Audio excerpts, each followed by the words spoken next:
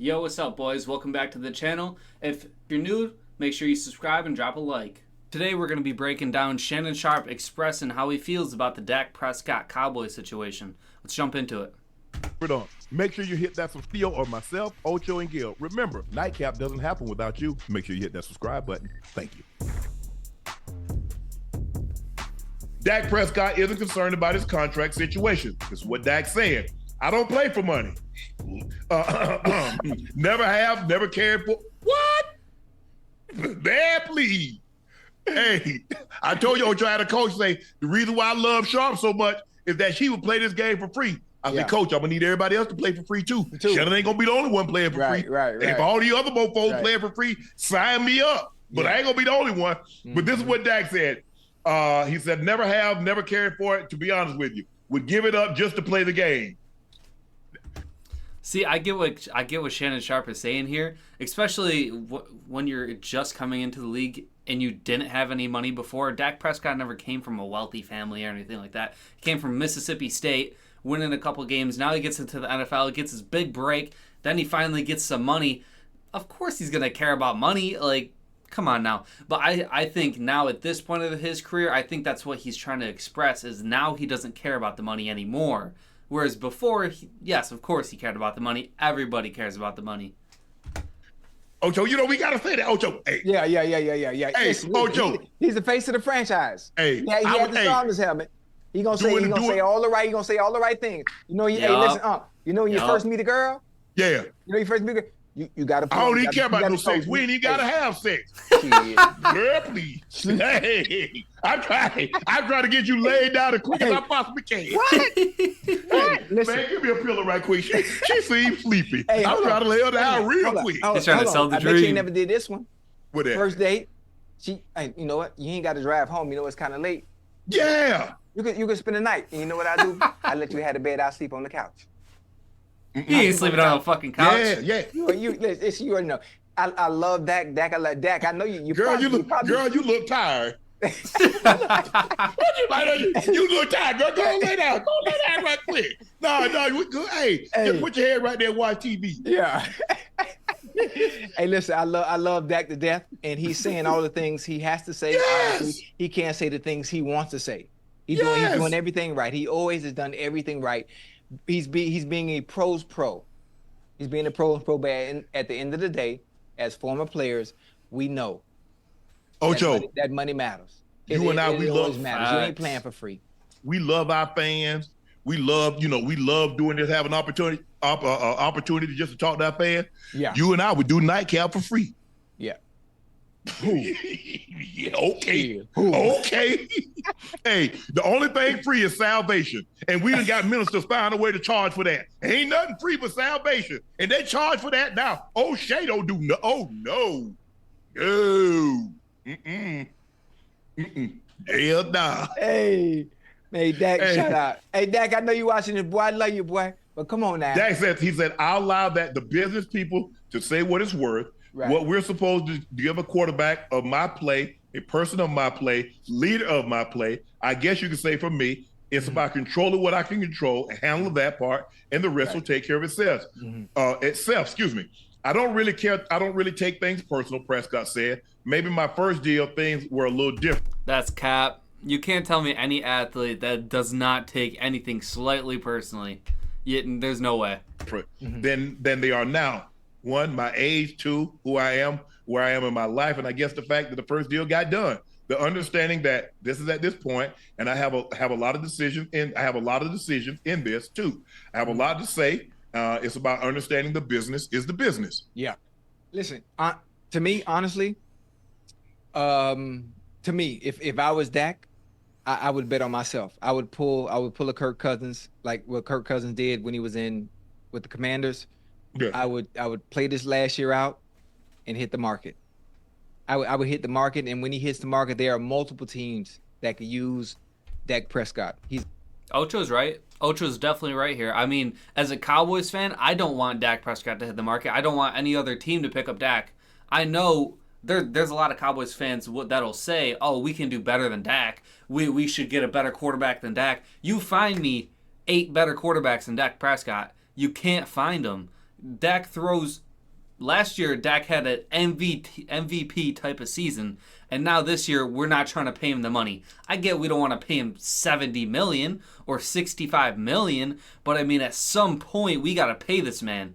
At some point we can't let our team just go down in the shitter.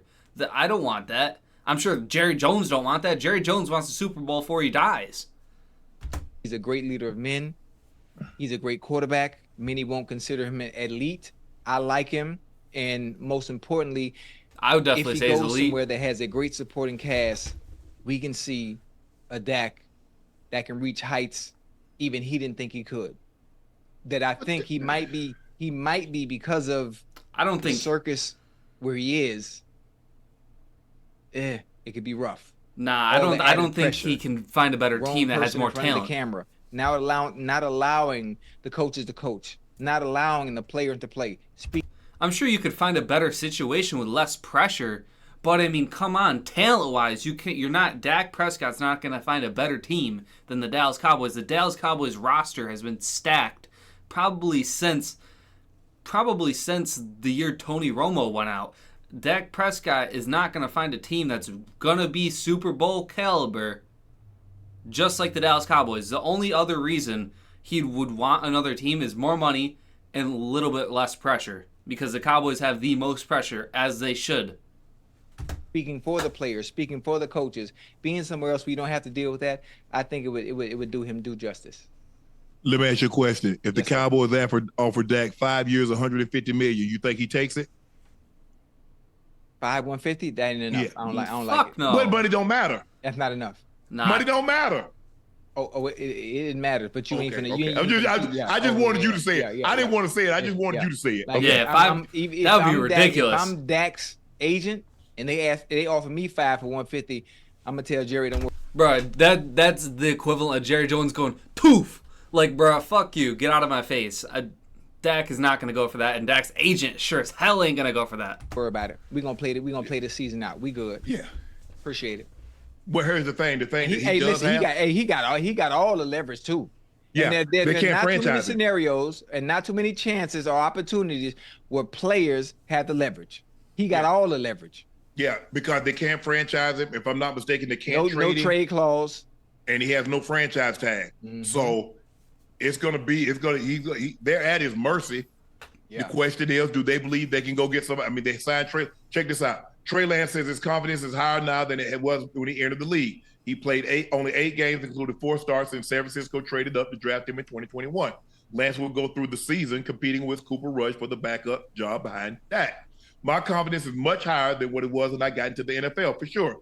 I kind of didn't know what to expect. I think that's probably what most rookies, if not all of them, at one point or another throughout the first year, I feel great where I am, where I'm at. Continue to get better, continue to learn, continue to be a better quarterback. I like it. Dak threw 590 passes last season. Lance has thrown 420 passes since high school, including none last season in Dallas. That's crazy. That's crazy. Listen, maybe Trey Lance is the future. But you can't say that's Trey Lance's fault, though. Trey Lance, when he was coming out of college, it was during the COVID year. That whole season was just botched. And then you can't really say it's his fault with the 49ers either. No one would have expected Brock Purdy to come out of nowhere and be the starting quarterback at the 49ers. Mr. Irrelevant. That shit has never happened before. No one ever would have thought that would have happened. And now we see how the 49ers turned out. They might have to get another rookie quarterback if they want to keep all their star players, because you're not going to be able to you're not going to be able to pay Brock Purdy and keep all your star players like Debo and Ayuk and George Kittle like that and Christian McCaffrey. That's not going to happen. But again, like I said, if I was Dak, I would bet on myself. If they come to you with a number now, if they come to you with a Jared Goff type number. You taking that. You taking that. You taking that. But again, I think they work on their own time, their own timing, as far as especially in contract negotiations like this, because you still have Michael Parsons you have to pay, you still have CeeDee Lamb you have to pay.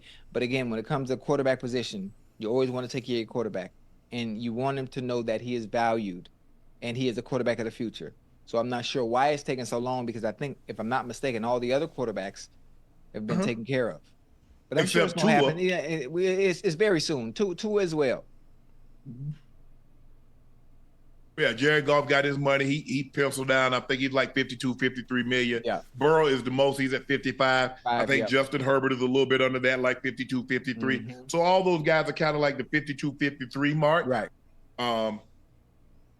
Obviously, you see Patrick Mahomes did his number. He came in at 45 million. Mm-hmm. They just gave him some money up front. Yeah. Say, hey, Pastor, hey, let's just keep this thing together. Let's see if we can keep Stone Cold. Let's see if we can, keep running back with some of the key players. Yeah. Obviously, they were not able to keep L'Jarius Sneed there. Yeah. They did him right. Yeah. They didn't franchise him. Yeah. They allowed it. Yeah. Don't disrespect him. Don't. Yeah. There's certain players you can disrespect for their franchise tag, and there's certain players don't even play with. Don't play like that. Don't even play like that. Yeah, I mean, especially for Patrick Mahomes taking that Tom Brady route, trying to win as many Super Bowls as you can, that shit's going to make you more money long-term anyway, because you're going to be more well-known. Mahomes has one complaint about the Chiefs' 2024 schedule, and it's not playing on Christmas. The future of your business is here. With Wix, you get advanced. Chiefs kick off the first regular season game with the banner ceremony September 5th against the Ravens. From there, they have a Black Friday game, a Christmas Day game, a Saturday game, 2 Sunday night games, 2 Monday night games, but it's actually when their bye week falls that he sees the slight issue. The only thing that I don't like is the early bye. The early bye is always tough, but other than that, I'm just ready to play football. I love his mindset. I really do. The earliest I've ever had a bye, we got to do Christmas Wednesday night game, which would be like a 4-day weekend, but at the same time, that week 6 bye is Texas Tech bye too, so I can't even go see my college team play. So check this out, Ocho. They start the season. Obviously, you win the Super Bowl, you start the season, deservedly so. So you got the Black Friday game, which is the game after Thanksgiving. You got the Christmas Day game. You got a Saturday game. 2 Sunday night games, 2 Monday night games. Well, my homeboy, everybody want to see you, bro. Yeah, they do. Rightfully so. To whom much is given, much is required. Yeah. And plus the fact of the matter is, Ocho, that Black Friday game, we selling that to Amazon. Well, if I'm gonna spend $150 million, I need box office. Yeah. Who's more box office than my homeboy? Okay, Netflix. They're streaming the Christmas Day game. I need box office. Yeah. Who's more box office than my homeboy? Yeah. And listen, also, especially with the Travis Kelce Taylor Swift thing, if that's still going on, you'd be stupid if you were to pick another team. Even if you were to pick the Cowboys, there's more invested in this Chiefs team than probably the Cowboys at this point. And I hate to bring this up, Travis Kelce is connected to a young lady that has an entirely different demographic and age group watching those games as well. Called it. Well, but don't bring that up, Ocho, because they're going to get mad at us. Nah, I'm just telling you. Called it. I'm just telling you. And she's made it her business to let people know she will be at these games. Follow her man. She will be at these games. And what does that do? NFL follow the money. Come on now. It's chess, not checkers. Chess, not checkers. At the end of the day, remember what their bottom line is. No matter what they tell you, what they say, it's all about the money at the end of the day. So I'm not upset. I'm not upset about, that's tough. I mean, that's an early bye week because you think about all those games that they're going to have on Black Friday, on Christmas Day, and those Sunday night games. Yeah, the NFL could have did them a solid and put their bye week around week 10, week 11. Yeah. That is tough, too, because you can't guarantee that the Chiefs are going to get that first-round bye and are going to be sitting out that first week of the playoffs because there's so many AFC teams and so many AFC quarterbacks that are going to be gunning for Patrick Mahomes and the Chiefs this year. I mean, our bye weeks when I was there always fell kind of like right in the middle, like week 8, week 9, Ocho. Yeah. So, I'm good. Yeah. I don't even know. It's so funny. You know what I did on my bye week, especially if we had a winning record. What that? My bye week, I don't even take no bye. Man, I go play pickup soccer the whole time. Every year. Well, now, Ocho, I think they got to give you the whole week off. Mike Shanahan won't give you the whole week off. Whoa, a whole week? Yeah, they get the whole week off. Where that rule came from? I guess it's in the new CBA. Hey, that's crazy. I mean, a whole week.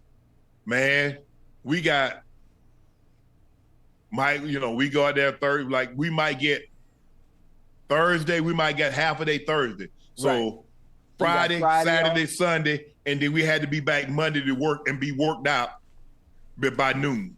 3 days. I mean, let's be serious, though. These teams, especially the winning teams who actually care and know they have a chance of winning it all, they're not going to take that full week anyway. They're going to be in touch with the coaches. I'm sure the quarterback isn't going to be just fucking playing with his dick all week. He's probably going to be studying up for the next opponent on some Tom Brady shit.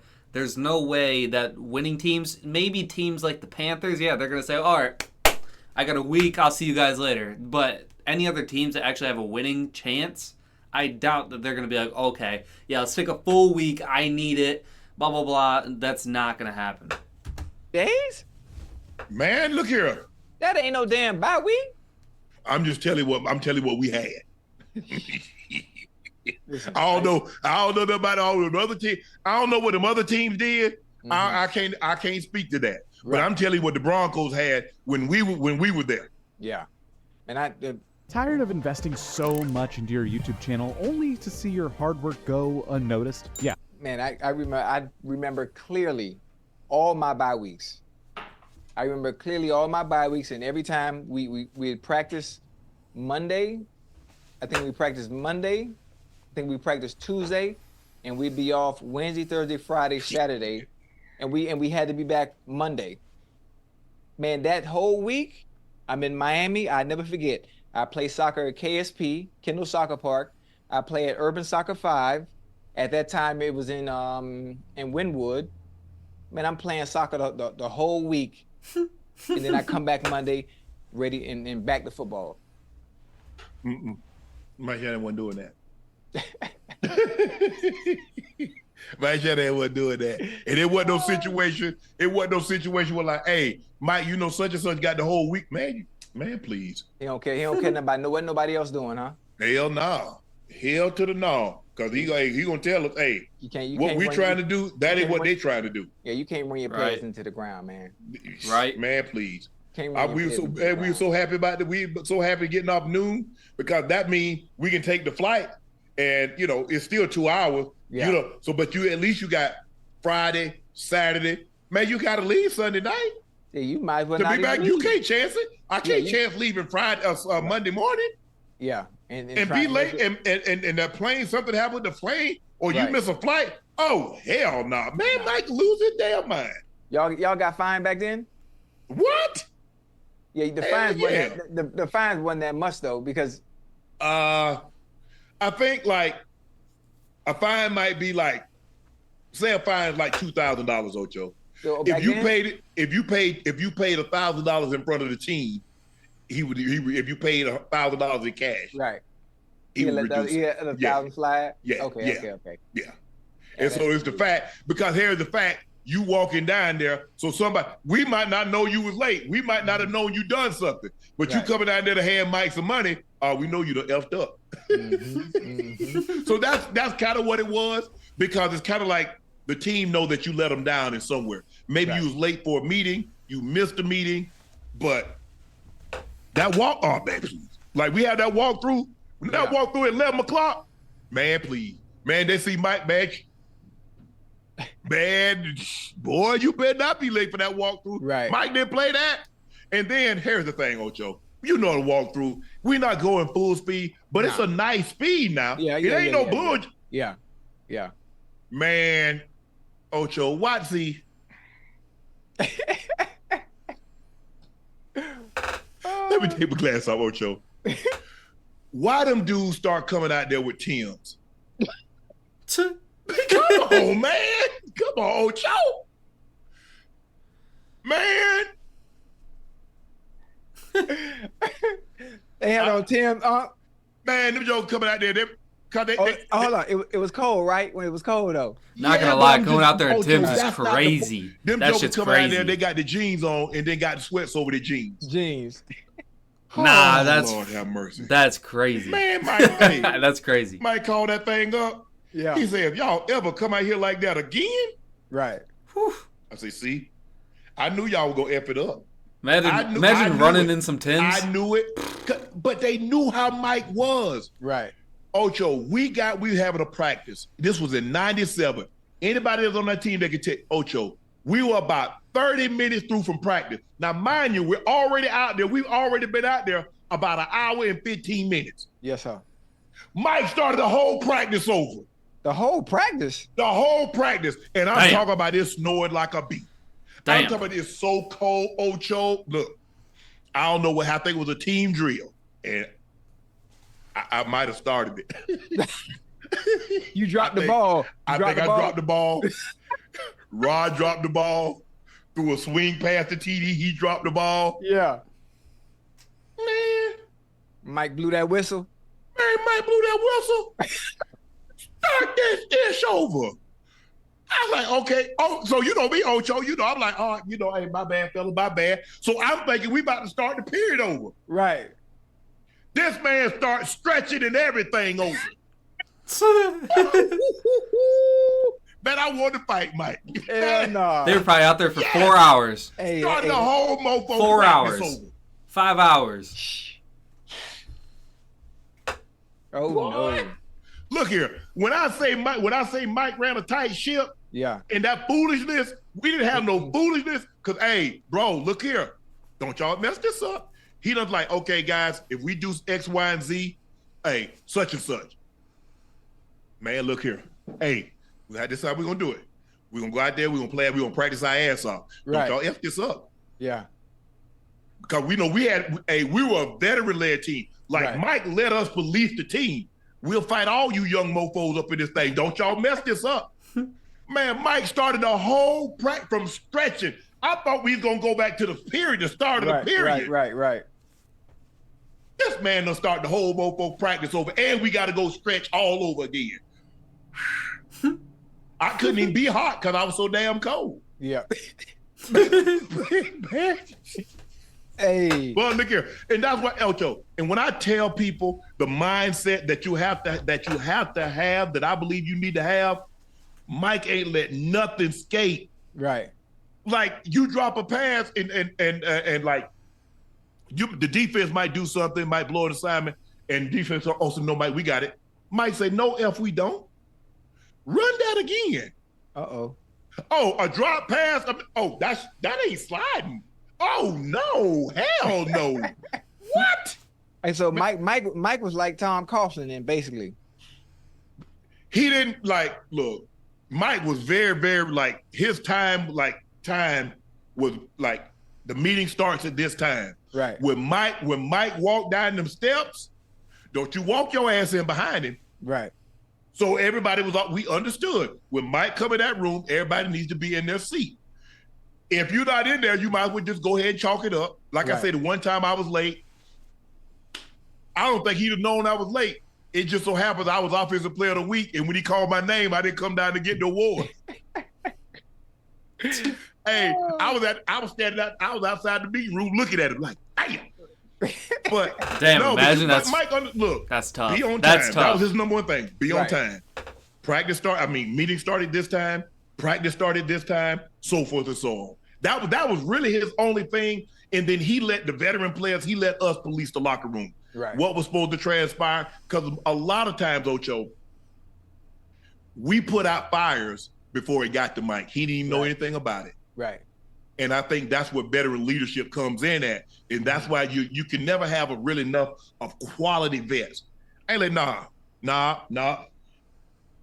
Get your ass in the meeting room. Get off the phone. Your problem, you're on the phone too much. That's why you're not playing. Talk about, man, they messing over me. Nah, I pull the film out and say, see, you messing over us. Right. Get in there. But we needed that, Ocho. You need, and until like you be in a situation, Ocho, you don't really know what it takes to win until you're in a winning situation. Yeah. And you can say, that's why the 49ers had all that damn success. Mm-hmm. If you go back and look at the 49ers, you look at when Mike Holmgren got to the Packers and they started to win consistently, I guarantee you, I can go. I don't really know how the Patriots did things, but I can just tell you why they won. Mm-hmm. Yeah.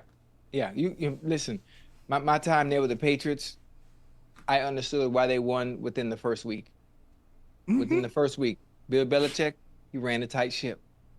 Got to. No one had to explain what the Patriot way was, and just the way everyone conducted themselves. And that's from the top all the way to the bottom. Mm-hmm. From the top all the way to the bottom, from the cafeteria to the training room. I was like, oh, okay, now I understand. Now I get it. Now, obviously, 90% of that was also having number 12 and that key centerpiece at the helm of everything. Yes. But, man, unbelievable. I tell people all the time. People ask me, well, what was it like playing for Belichick? What was it like being on the Patriots? I say, listen, I've never been to the Army. Never been to the military. I'm not a Navy SEAL. But if I had to take a guess, the discipline and structure that it takes to be in the armed forces, it's what it takes to play for the goddamn Patriots. Yeah. Same thing, same concept.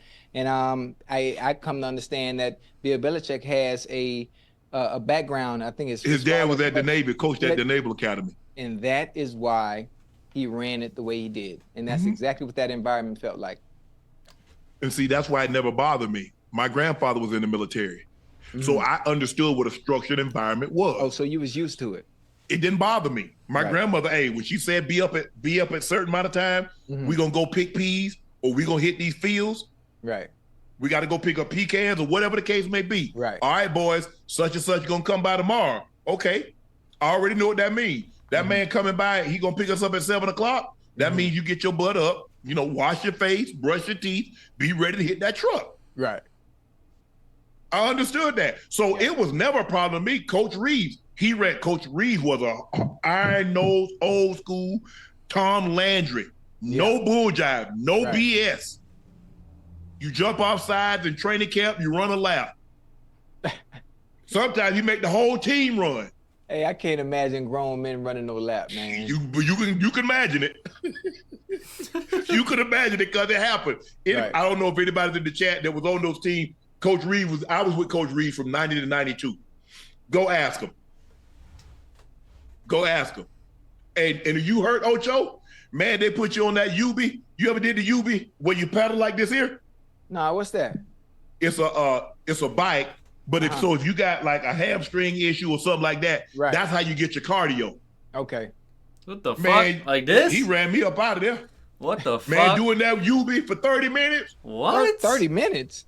Man, you go all out for a minute, you break for a minute. All out for a minute, you break for a minute for 30. Man, please, Ocho. Oh, damn. I came up out that thing after a day. I said, I ain't hurt no more. I ain't hurt no more, Ocho. Hell no. Ocho, check this out. Zach Wilson called the trade bittersweet, but grateful for a fresh start. The Jets traded Wilson and a 7th-round pick to the Broncos. Obviously, there's bittersweet moments in everything, Wilson said of the trade. I'm grateful for my experiences there, and the guys. I miss the guys out there, everything. But at the same time, a fresh start is good. I'm excited to attack a new challenge. Wilson gets a fresh start. It remains to be seen whether he wins the starting job. He's vying for the Broncos starting job with Jared Stidham. First-round draft pick Bo Nix is also in the competition. Ocho? Hey, Zach. Honestly, I could see Zach Wilson starting for a couple weeks, then Sean Payton saying, all right, enough of this bullshit. Let's get in Bo Nix, see how he's going to compare. And then I think from there, it's just going to be Bo Nix's job, honestly. Zach Wilson. That's my guy. I love Zach. I've been rooting for him since he left BYU. Obviously, unfortunate circumstances being in New York, but we all need a fresh start. Sometime you're in a relationship, and when you break up, you find something better. And I think the situation he's in now is something better. I like Jared Stidham. He's nice. I love team-wise, no. But the starting quarterback for the Broncos will be not roster-wise. Week 1. I'm telling you now, so it's not a surprise to anyone in the chat I could see it. or the rest of the world that actually sees this clip. Zach needed a fresh start. He needed a change of scenery, and he got that. And on top of having a change of scenery, he has a quarterback coach, quarterback guru, you would think, and Mr. Sean Payton, that did wonders with Drew Brees, and I think he's going to do wonders with Zach Wilson. And I'm standing on that. All right. Y'all heard it here first. All right. That's our nightcap video for today. All right. Thanks for joining us, and peace out.